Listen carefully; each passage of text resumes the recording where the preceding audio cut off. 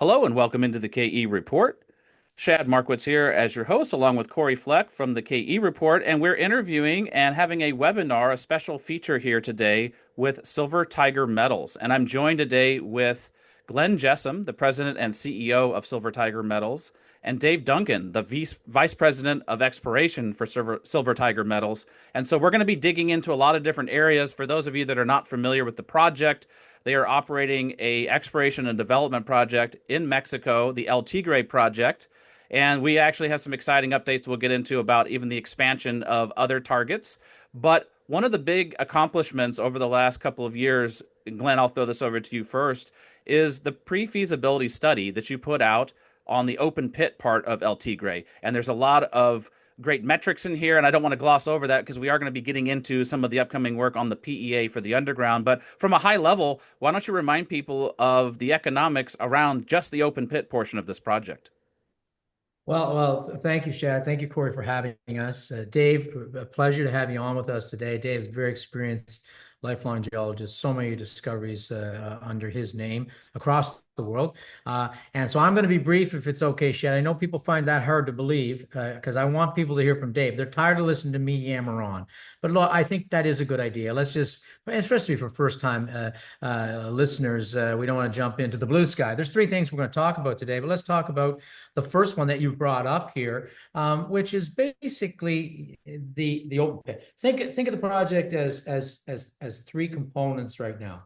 Big land package we're going to talk about. 25 kilometers of the Sierra Madre, beautiful gold and silver trend. Of that, we've explored three or four, maximum maybe three, and we've done very well what we've done there. We're going to talk about that, and then of course. What do you got so far? Well, since 2017, we acquired the public company, went to work, spent 125 million bucks more. Drill, drill, drill. Prove you got a mine here. And so we know we do. PFS, which we'll build on for the open pit. Think of it as two components. Big open pit, the top of the flowering epithermal system, stockwork. That's what we're going to talk about the economics on. Easier mining, low capex. Low capex is the key for El Tigre. We're always going to have the lowest capex, under 100 million when we build these things. So we'll talk about that. And then transitioning to the PEA coming, we're going to talk about that. I think you want an update on that. And then the blue sky. So pit, done with a bow on it. I spent a lot of money to drill it off. There it is right there. I mean, look, study price is over here, but let's talk about where we live today, right about here. 86 million US capex. It drives an NPV, these are US dollars, of $500 million, today's prices. 70% IRR, that's pretty incredible for a mining project. Payback, all the capital, 1.3 years. This is my part, 9-year mine life, and you make 675 million USD after tax, free cash flow. That's a very profitable mine. There's a lot bigger mines, don't make near that much money. And remember, this is only 60% of the ore. There's another 40% that we'll get to. This is what we optimized in that open pit. And when we have pushbacks, we'll worry about that in year 8 or 9. Right now, what a beautiful asset. And well, we're going to build it. How are you going to get the money? I have term sheets. We have term sheets. We've worked very hard, the team, to get them in place. Incredible terms. You'll see those soon enough. For $110 million, big cushion to build it. As you know, we got lots of money in the bank. We just did the bought deal financing not that long ago. All of our money is bought deal, straight up common shares. We've been doing that since 2020. Cashed up, debt ready to go, ready to build. 18-month build, pretty exciting. When in 2 years, we're going to be down from 54 to 38 silver mines left in the world. Good time to be coming on stream is number 39. That's done. That's the PFS. I can't state any clearer. That's where we are. We'll build on the PFS. I've got the debt, and it's a permit amendment for that. We're already permitted for the underground, as you know, and people always ask about permits. I've been saying it for a while, and I'm going to keep saying it. It's imminent. So we know we're getting the permit. It's just a matter of when. Very, very exciting times. That's your open pit. I'm guessing you're going to want to ask me about the PEA next. I don't know how this goes. I want to get to Dave, but maybe you want to hear about that. We do want to hear about the PEA, but before we even get to that, since you brought up permitting, and just as a reminder, people listening in, if you want to send in some questions, this is your chance to ask Glenn and Dave some of the hot questions. So put those in the chat, and Corey will be monitoring those, and we'll work some of those in. But since you brought up permitting, I don't think we can have one call, Glenn, without at least quickly addressing it. We've had a lot of noise recently. We talked about this recently about the no new concessions in Mexico, and we've broken out that that's not the same thing as permitting. But just for those that are still confused on this, when you Okay. say your permit's imminent, give us the laydown on it, Glenn. Okay, so I love this, and I know I'm speaking to a bunch of Americans, and I know you cats are down in the States too. So, I think I hear it all the time because we get all your channels up here in Canada. Fake news. It's all this. Everybody's talking about fake news. We hear it all over these channels you guys got. That being said, it's really clear. The government of Mexico have made it very clear. The president has made it very clear. There will be open pit permits. She did a speech 3 weeks ago. She said there will be open pit permits. It's strategically important for Mexico. So we know that that's the policy now. It's changed from the last administration. Beautiful. Just a matter of when we get it. Secondly, we have an underground permit. We're an amendment permit. We filed this permit for the open pit as an amendment under the same environmental approvals we have with the underground permit. And those have been being issued since January, if anyone hasn't noticed. I think it's over 40 now. We are going through that process. When I say it's imminent, I'm not saying we're starting. We're well into the process, and I expect very soon. I can't put months or days on it because I don't control that. But very soon, I'm very comfortable that I'm going to be breaking ground on this open pit very, very quickly. That is it. Concessions. Look, the president in the speech where she said open pit mining is going to continue. She said, we want mining. We're going to basically rush to get the 6-year backlog cleaned up. She said she's not issuing any new concessions. Great. They haven't issued concessions since 2017. We don't stake, when you get a new concession, you go out and you stake your claim, your little prospector. Oh, I wonder if there's any gold and silver here. Everything in Mexico is already claimed. They've been mining since 1700, American or Spanish mines. This is an old American. We buy all our concessions for our 30 years in Mexico, just like we bought these concessions when we bought the public company. Zero effect on us, zero effect on our permit. A lot of people had their hair on fire. Fake news, absolute red herring. We're very comfortable on where we sit in the permitting process. Full stop. Glenn, taking it one step further, then when you get the permit, let's say, what's the build time look like? What's the lay of the land until you could be cash flowing? Great question. Look, you show me where you get 86 million capex, okay? Which I already have the debt lined up for. We'll announce that when the permit comes. Boom, you'll see who it is. You'll see the terms. I think people are going to be shocked how great terms we got for a small company our size. That being said, it's 18 months. 18 months. Look at some of these companies out there that are 24 months, 36 months. And man, look, we're going to be the next silver mine that I know of that's going to come online. It's that quick. I hope to break ground in the fall. That's our plan.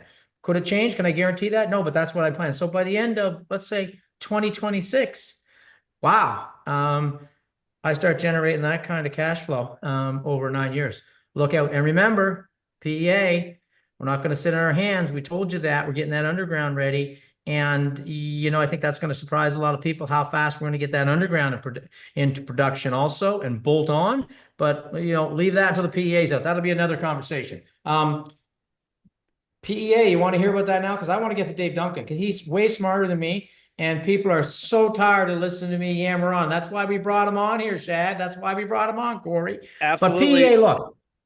Wait, Glenn, Go before ahead. you get into the PEA, one last thing. Weave this into Oh your my talk. goodness. They won't let me go. We're so enthralled by what you're saying. We got one more question here. And so there's a difference between the open pit and the underground in the sense that the open pit is a little bit more gold heavy and the underground's more silver heavy. So as you discuss the PEA, yeah, let's go there. But maybe break that down, that the open pit, a little more gold, Sure. underground, a little more silver, high grade silver. Think about it this way, and the mountain did us such favors. Okay, so this is what I just talked about. These are the steps. 1, flowering epithermal, big high grade gold silver gold vein comes up to surface, and when it does, in our case, we got so lucky. We had a shale zone where you had silver and gold disseminating to wide zones of shale. We're not going to talk about that much. People have heard it. We found a 4th type mineralization, massive sulphide, almost a kilometer long now, 30, 40 meters thick and 350 meters high. Same thing. silver and gold and base metals down that deep into that beautiful plumbing. Well, this plumbing at surface, 120 meter cuts, really simple. When that vein, this was very receptive to precious metals, gold and silver, but call it 66% gold and the rest, 33% silver. Why is that so important? What do you want in an open pit that leaches like crazy? Gold. So beautiful. But Tigre is a big, long life, 10, 20, 30 years, underground mine. The pits will go first, and there'll be more of them, we think, to the north. And it's always going to be 70% an average, the silver, 30% gold, because that's what the old timers took. They took 100 million silver equivalent ounces from 1910-ish to 1930 and 200 ton per day mill. And it was that. And it was 2.5 kilos average grade, 1.2 kilo cutoff. That's what this will be underground. And there'll be base metals as you get deeper. So almost a reverse, but the perfect, because you want more gold up here to get going with because it leaches so well. So there's your picture of step one. Step two, the underground with 3 types of mineralization, which you're going to see in the PEA soon. And then remember, and I think it's important, I'm going to set the table for you here, Davey. I'm going to set the table that if we start to look at, basically our concession package, and look at this, 25 kilometers, all of our work's right here. Boy, can Dave not wait to get north and south here. And he's going to talk about that. But look, on PEA, just to finish off, and then we're going to Dave. No more questions. Sorry, I'm just having fun. Look, we would have loved to have had, this is all done with a bow on it, as I said, the underground, okay, the open pit. I've been drilling this underground. We've been drilling this underground. Dave directing it, adding already 113 million silver equivalent ounces in the underground, 100 in the pit, and the independents have said drill a little, tighten the drilling up, you get another 75 more. A couple of hundred almost delineated underground.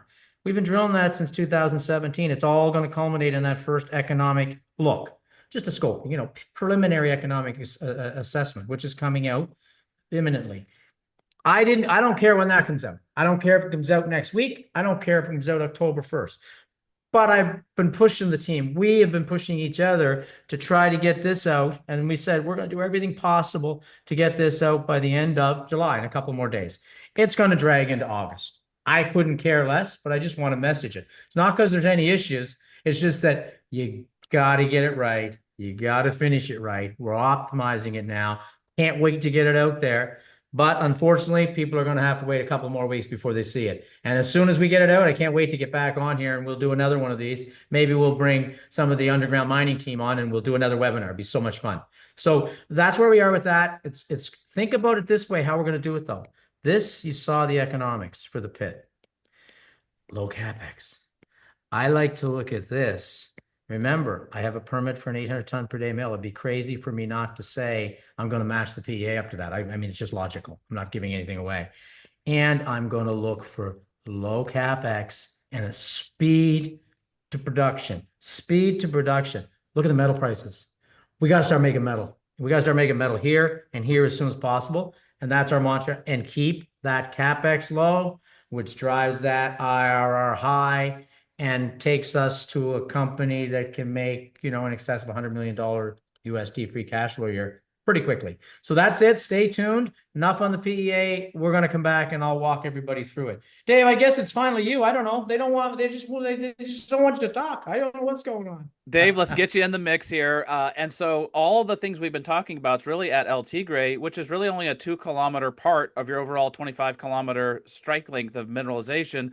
So Dave, wow us with the plan here. You're going to go north first, and then even further down the road, go south. Talk to us about north and talk to us about La Protectora and the plan there. Thanks, Shad. Hello, everyone. Well, that little cross section that Glenn was working with there is applicable over that whole 25-kilometer strike length. We're following the vein packages north and south. And it's just this section is where the old timers, in all of their work, produced 100 million ounces of silver equivalent 100 years ago. And for us in the exploration team, the model is very simple. Just continue going where they stopped in both directions. And through that approach over the last oh, 10 years, 20 years, 40 years going back to Anaconda time on the project. People have been doing that. So there's about a 5 kilometer section now that's pretty well understood as far as where's the vein, where did the old timers start chiseling holes into the side of the mountain? Right there. And at the southern end of that is the 2 kilometers where all the resource has been shaped up. So our efforts are really just following along on the footsteps of where the old people went, using modern techniques in geochemistry and assaying and sampling, satellite imagery, et cetera, all the tools that we have available to us. But it mostly comes down to the geologists and helpers out on the field, surveying, mapping rocks, looking at for all the signs of this alterations and vein package as it goes up and down. We're very lucky here. Unlike at home here in Canada, everything's covered in either a forest or a bog or a lake. This is all the hillsides on the mountains where there's lots of exposure, so it's very easy to follow these vein systems. In fact, when you look at the photographs or satellite imagery, you can see where the veins have gone through all the brown alteration colors and red alteration colors in the hillsides. So it's really quite a simple exercise. It's complicated by just trying to get there, get across that valley, or get up onto the next ridge line, but it's very simple. We're excited because the ground immediately north of the old mine, what we call the northern extension, for the first 3 kilometers, there's over 60 old prospecting tunnels. Some of these things are just little holes into the side of the hill. Some of them for hundreds of meters. But the old people did all the work, the hard work to find the things. But up there, there's a number of veins that the old people found. The Protectora, Fundadora, Aguilas vein. But through our work, we found new veins there too. Cayley, Benjamin, Yeah, I'm just going and to some jump good in ones. for the photo just so people can understand because we do and we forget. If you just see here where I've just drawn the arrow, you see the black lines here? Think about that's the old Tigre mine, kilometer and a half, where they took all that ore. And really, that's where we've added in the open pit and the underground you're going to really see in the PEA. And now, what Dave's talking about, if we could just look up here and a little bit to the north, is this where we've done work. None of that was ever really mined, small Protectora mine. And just want to place everybody so, especially if they're seeing it for the first time. Go ahead, Dave. Sorry about that. Thanks, Glenn. Yeah, that's important. And it's important to point out that there's only a handful of drill holes up there compared to where the old timers were and all our PEA work, PFS work. But this is the exciting opportunity for us going forward over the next couple of years is to be getting the drills back up into this area, following along, doing the drill patterns and densities to be able to establish all the mining reserve in that area. But those veins keep on going north, and right up at the top of the image here, there's a whole other district we call Polares, where the old people mined again 100 years ago. There's tunnels and drifts, and there's production records up here. It's the whole system continuing northwards right up into that area as well. And the other thing that we should point out, Glenn, is that we found a parallel system on the east side of the mountain, a place that's called Santa Maria. And the same veins, the same mineralogy, silver, gold, the same kind of grades, just over on the right-hand side of the image there, Glenn. And completely untested, except prospecting holes, tunnels. We've been in them. There's, silver values up into the half a kilo to a kilo range. It's almost an exact repeat of what we see on our western side of the mountain. But the other really exciting opportunity here is looking south. From the last drill hole of the PFS pit at the southern end, there's no more drilling. You have to go 5 kilometers and you come down to this area called Lluvia de Oro where there's tunnels into the hillside. It's the same host rocks, same structures, veins, grades of a kilogram per ton silver, 2, 3, 5 grams gold, all down in the Lluvia de Oro. And even further south again, another 5 kilometers, so it's another 3 miles or so, there's a third one called the La Mancha, right down at the southern end of that image here. So this whole mineral system continues south. There's going to be exploration going on here for the next, well, 20, 30, 40 years. It's the same vein package trending everywhere. It's really a district scale play, and we're pretty excited to have the opportunity to do it. And I should point out too that the crew on the ground is exceptional. We have a great team of Mexican geologists, great continuity. Our chief geologist there has been with us for 10 years, has seen every inch of drill core, been in all of these old prospects and tunnels, knows this style of mineralization in the vein and underground style and open pit. And they're all excited to get out and start doing the kind of work that now needs to be carried out going north and south. So Glenn, we're pretty pumped up about this. I think there's going to be 20 years from now, people will be talking about the billion-ounce district here at the El Tigre camp. The old people took 100 million. We've laid out another 350 million so far. And with continued work over the rest of this 25 kilometers, I'm sure we're going to see this development of the billion-ounce camp. Well, Dave, I'm glad you said that, because if I said it, they'd all go, "Oh, there goes Jessome again, waving his arms." So thank you for saying that, Dave. That I appreciate it. I didn't have to. Well, and Well, Dave, I thanks, just wanted Glenn. to And throw in. it really just comes down to scale if you think of it. We've been so endowed here in this original 2 kilometers. We see that duplicating again in the next 2 to 3 kilometers going to north, and we have 25 kilometers overall to go. So it's going to be an exciting future for us here. Well, Dave, we were remarking in our last discussion, Glenn and I, that you were quoting Bon Jovi and saying we're halfway there. So for people that are familiar with that song, but also familiar with what you're saying, what you're basically saying is El Tigre is a great starting point, but there's so much more along this trend. You could have multiple El Tigres.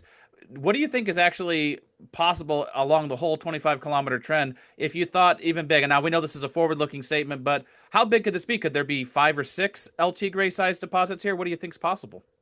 I think that's possible. And I say that because we have the signs in 2 or 3 other places along this trend where we're seeing the exact same framework as what the old timers had at the mine. There is one wild card, though, which came as a complete surprise to us.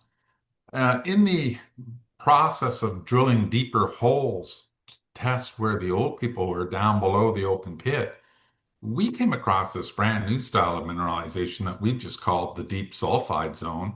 Glenn had sketched it out on that cross section. We knew nothing about this thing. There's no signs in the records. There was no indications that the old guys were into this style of mineralization.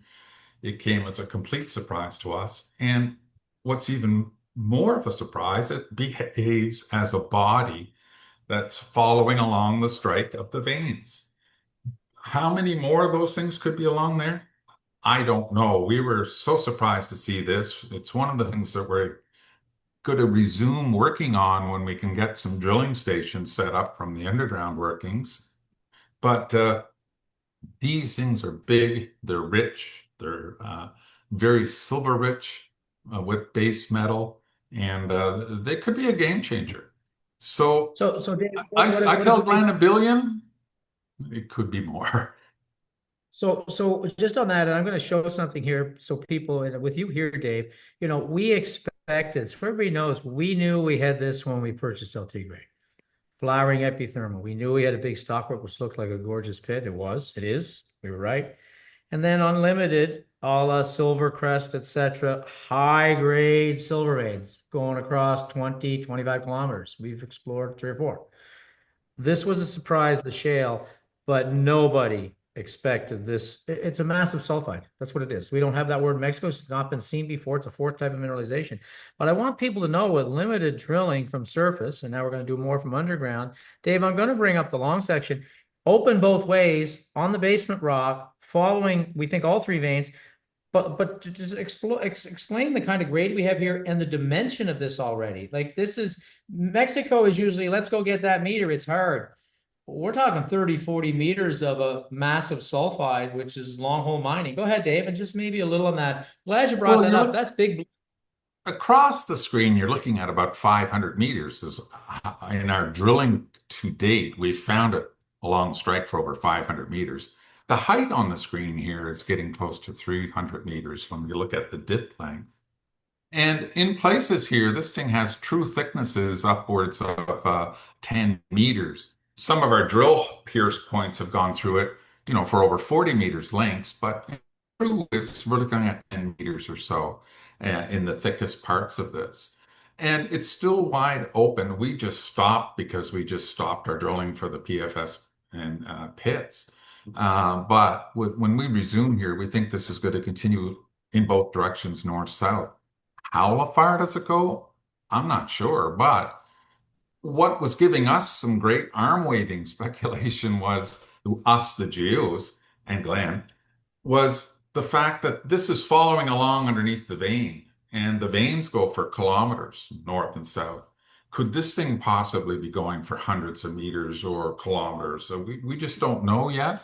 We haven't seen this anywhere else, but I must point out, we haven't drill tested anywhere else yet either. So that's going to be the big wild card for us on a go forward. When we get a better feeling for the down dip potential and where it is, we'll start poking some holes. When we go up to this Fundadora, Cayley, Protectora, I'm sure we're going to have a couple of holes going down this deep. And that's about 400 or 500 meters below surface. But we'll have a couple of holes testing for that kind of stuff when we go up a couple of kilometers to the north. And Dave, what you always say to me is structurally controlled. And so when he's talking about this, we've already got 700 meters of it sitting on that pre-cam granite, following the veins open. Well, a couple of years before that, this shocked us, this beautiful shale zone where we started seeing outside the vein 20, 30 meters of ore upwards of 1 or 2 kilos. We didn't know. We just drilled that around the old mine. And then, then we started to basically step out. And what we really started to see, as you can see here, think about it this way. There's that 5 kilometers. Here is the sulphide zone, just because we drilled it underneath the old mine. And I'm putting in perspective here. You can really see it. There's the old mine right there, right? Just under it. Well, when we stepped out and not deep drilling and started drilling those first holes to the north where Dave is doing the exploration now, well, lo and behold, what continued on up here but that shale zone? So, this is large, structurally controlled. That's continued. Why wouldn't that? And boy, that would be, all bets are off then. So I think that's what you were trying to say, that there's no reason that shouldn't do what the shale did from what we see, Dave. So guys, let me jump in here with a quick question then.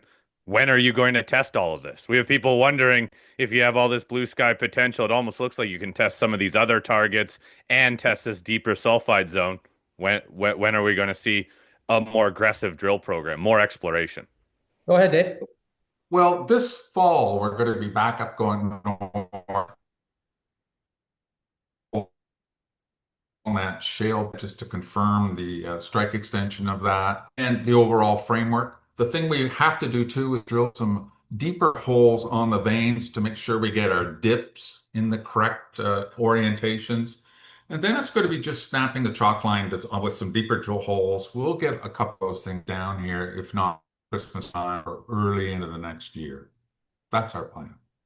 So right here, if you and to hone in on that, remember there's the old mine. So really, Dave, talk a little bit. We've been up here now, really. We're going to get at the south, but we've really started here with the north around that old Protectora mine, around the same vintage, guys, 1910 to 1930. Lucky Tigre Mining Company, which owned the Tigre mine and ran it, leased to another American company their northern concessions.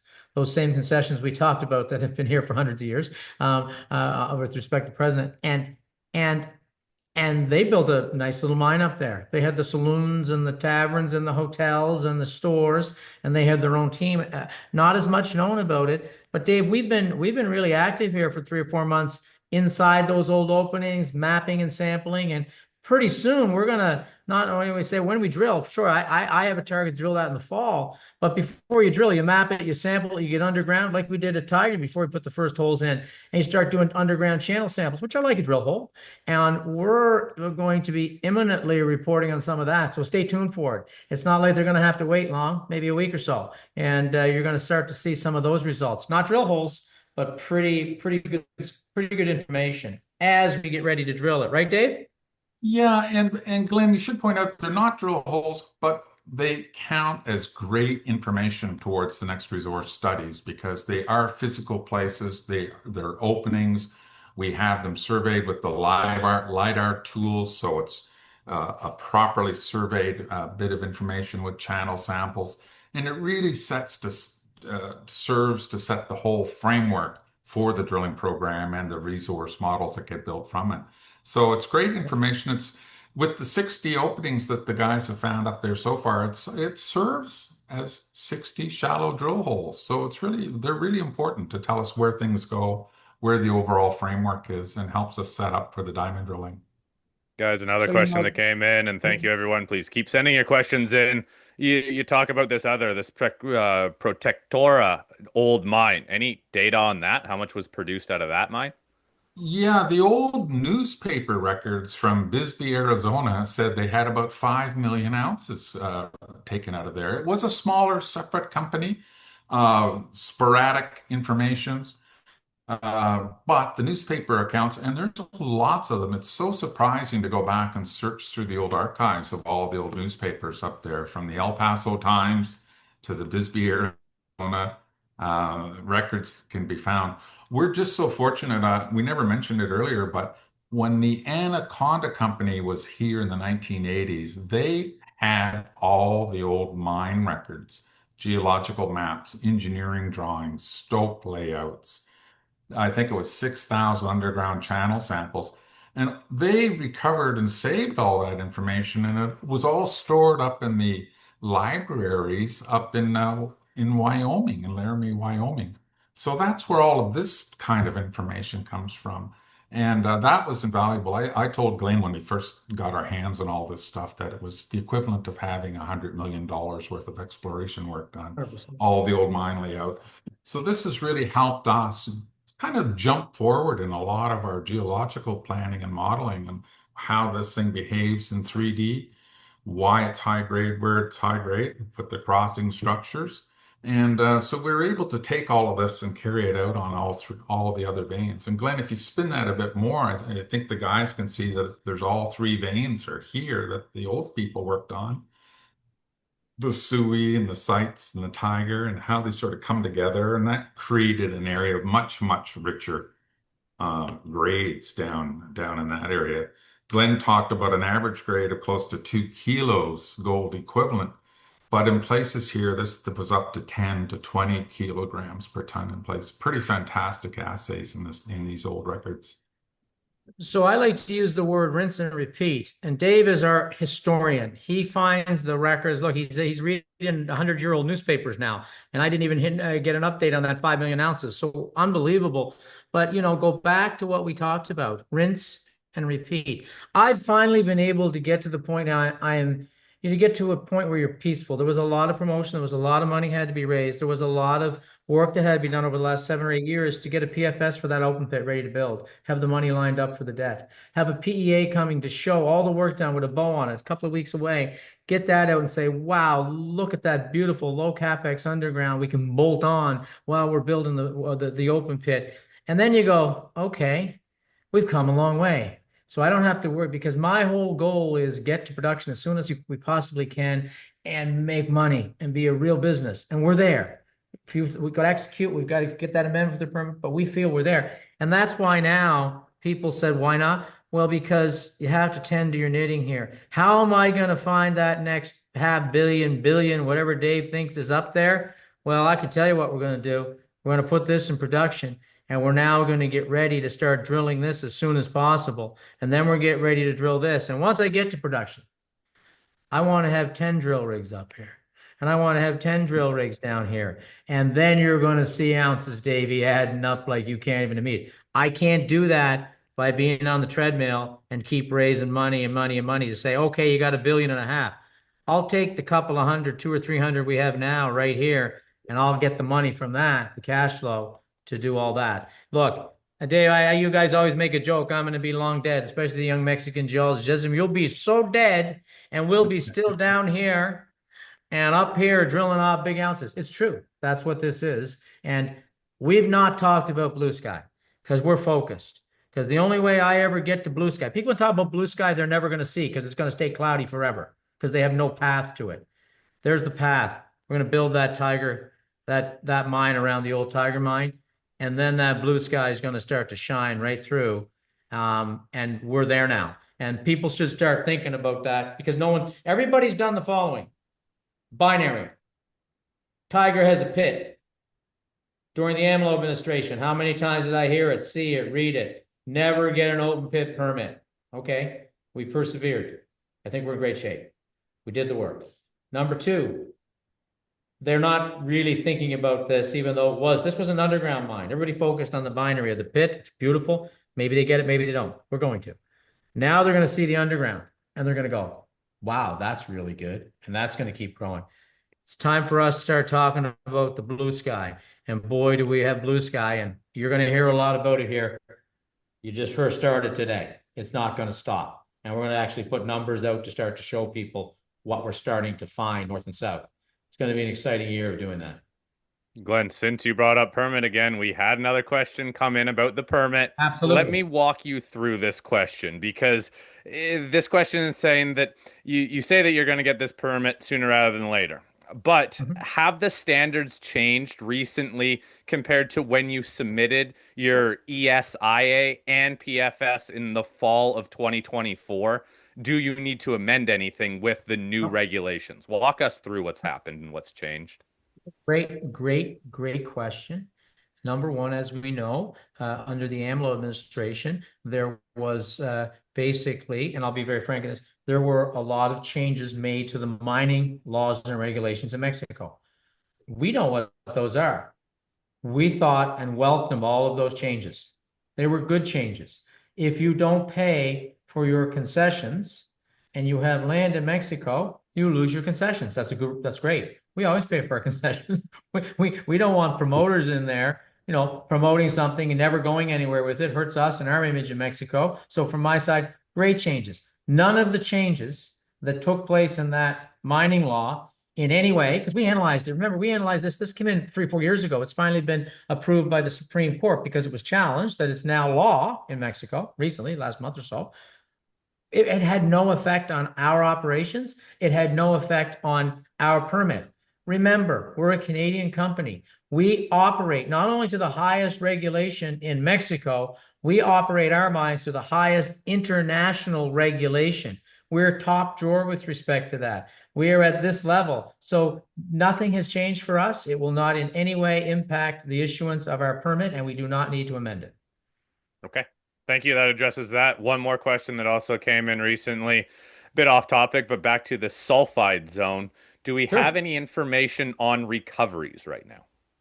Dave, why don't you jump in and I'll bring up the slide and we can talk a little bit about that. We're very comfortable how that's going to work. Go ahead, Dave. What's it made up of and how we would recover it and all the work that's been done. And remember, some of this is going to be in the PEA. It's not like we're guessing. We've got the information. Go ahead. We don't have our metallurgist on here. Bob is not on, but Dave, I think you've got enough of a gist to talk about it, and I can add in if we need to. Yeah, Dave, this is all coming at it from an angle asking if the recoveries are high enough or if you need to work with another company to help improve those recoveries. So try to sum it up for us if you could. Yeah, thank you.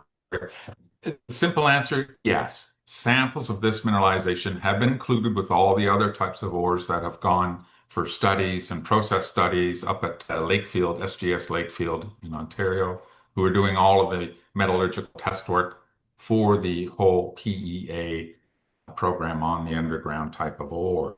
We're very happy with the results. It's a pretty straightforward chalcopyrite galena sphalerite style mineralization. It's quite coarse grained. It's not fine grained. Very easy to recognize when you get into this stuff. There are quote unquote black sulphides, which is the euphemism for the silver related mineralogy in it. The guys can see that. No one has seen gold. In fact, that's quite common through the whole district, but this particular style of stuff doesn't have very high gold values in it. They're there geochemically and modest level values. but the real economic drivers are the silver and the base metal. So it's quite simple, quite straightforward, totally unexpected, like I mentioned earlier, but boy, are we ever glad to see it. So, just Reader's Digest and all that for the lay person out there is we're very, very happy. Can't really give you the results. You have to wait for the PA. We're very happy with the metallurgical test work that's been done and with the recoveries that we're going to get with respect to this type of ore. Okay, that sums it up. One final question that's come in. Talking about share structure. Someone said that they're getting conflicting info on the current share count. So Glenn, maybe first and foremost, how many shares are outstanding right now? Let me go see. I think we should have a slide on that somewhere. I'm almost Yeah. certain we do. He said he was going to the website and maybe other people he was talking to. I'm not exactly sure. The 410. Okay. That's what he was reporting on, or that's what he thought it was. So that makes sense. On the back of that, he was wondering, are you planning any sort of reverse split, share consolidation, rollback, however you want to No, call it? we're getting ahead of ourselves, Corey. So I'll Okay. be you look, let's go back and look at the project, okay? And I think it's a great place to look at this if we look at the overall land package, okay? Um, we know we have a lovely mine here. And I'm just going to talk numbers. These are forward-looking statements. Let's just say right now at today's prices on the PFS study, Tigre makes about 80 million USD after tax free cash flow. Just on the base of the pit, say you add 20 or 30 million, I'm making it up, more a year with the underground, and you get to 120 million USD. I'm making these numbers up, but I want people to see what the potential is. That's USD. There's a simple rule out there that basically folks say it's just a pulling out of the sky, that you've got a company with, if you looked at its after-tax free cash flow, these are USD dollars, and you multiply that by 10. If everything went beautiful, you built the mine, it's spitting that money out, it's wonderful. If you take 10 times that, that should give you a rough approximation, I'm using today's prices for this, of what that company should be worth. Well, you can see that's a lot higher than the $250 million Canadian share price we trade at today. That's where I think if we execute, we're going to take this company. Now, back to the share count. I've raised, and I don't want to disillusion people. Just to get this built, I've got term sheets for 110 million. That's debt. So that's not going to dilute anybody. So everybody's happy about that. Okay. I've got 15 million. After I get the permits and after I get to the point where we're going to, and I'm hoping, and wait for the PEA, then I'm going to be telling you, I see a sight line where we not only can build the pit in record time, 18 months, but we could get the underground in production really fast for low capex. Let's just say I'm right. Okay. I'm just throwing an idea out there. Well, the only way I would consult, we should have a great value. We'll move up. I do think that in that scenario, I probably have to raise a bit more money after debt's in place, after the permit is out. But I expect our share price on the basis of the valuation that people are going to start to give us with the permit for the underground and already have the permit, sorry, for the pit and the permit for the underground. I'm going to get to a point where I'm going to put a stop to raising money and putting equity out anymore. Okay, so let's just say that the number is 450 million, it's 460 million, 430 million. Who knows what it's going to be? But I'm done then. I'm okay with that number of shares. Honestly. When would I consolidate? You want to know when I would consolidate? Now we're looking way out in the future. I get myself in all kinds of trouble here. Okay. I'm a securities lawyer. A lot of companies in Canada go and list in the US too early. Why do I know that? I sit on the National Advisory Committee for the TSX Venture Exchange. So I see all the numbers. I advise that exchange and their board of directors and their management team. I don't know why they've got me there, but I've been on that committee for over 10 years as a peer inside the securities regulatory system in Canada. What we've seen is a lot of companies make a mistake and they say, I'm going to consolidate my stock and I'm going to go down to the US market. And it doesn't go good usually because you need to do that when you're exploding from a 250 million market cap, maybe to $1 billion market cap. I'm just making numbers up as we go. And you have the force to drive that. The only way I would consider doing a consolidation is if not now, maybe the pit's in production or the open pit or the underground makes a production. And the upside is you're discovering many, many more ounces and you're really flying as a company. Is there a good thing for a silver company to be listed in the US? 100%. Am I thinking of doing that now? Zero. Do I think at some point in the future, when we are the next great silver mine and we've done what we said we are going to do, that I would consider a US listing? Yes, I think it will drive great value for the stock. And that's the only time I would consider a consolidation. So I hope that, I'm not trying to mislead people. I'm telling you how I think. And none of that is guaranteed it's going to happen. But, I know the steps to take. I've lived and watched dozens, if not 100 companies in my other role go to the US too early and fall right on their face. If we go, we'll go at the right time. And boy, I think it's going to take our valuation to an either. I mean, you see what what silver companies in the US get valuation. It's incredible. Some of them don't even make any money, and they're just valued and incredibly because they're very rare, and shareholders like to invest in operating, producing silver mines. When we're there, I might come down and visit your country, Shad and Corey. I think it'd be a lot of fun.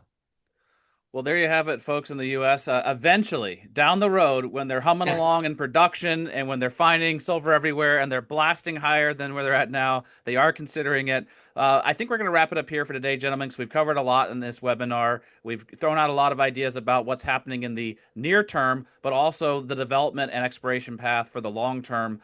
And I would encourage people to go check out the slide deck on the website over at Silver Tiger. If you're watching this as a replay, click on the link down in the show notes and you'll also get taken over to the Silver Tiger website. Gentlemen, it was great having you both on, Dave and Glenn. A lot of action, a lot of news flow on tap for the Tiger and for La Protectora, the properties to the south, and that whole 25-kilometer trend. So it was a pleasure having everybody on the call today, all of the folks that joined for the webinar. Great to have you here, and we're looking forward to a bright future at Silver Tiger Metals. Thank you, Dave, so much for coming on. We're going to have Dave back. And Shad, what we're going to do, and Corey, let's get that PEA out, and then let's get the team, the Franciscos and the Charles Spath that put all that together and are going to build this. We'll get them on, and we'll do this again. It'd be so fun to get them talking to you guys. I'm kind of stepping back now. This is we're building a business. We're going to start building mines. I'm just going to sit back and let the experts talk from now on. It's going to be great. Sounds great. We're looking forward to it. We'll wrap it there for today, guys. And yeah, we'll circle the wagons back up when the PEA comes out. That's coming soon. So keep your eyes peeled, everybody. And thank you for joining this webinar. Thank you, Shad. Thank you, Corey. Thank you.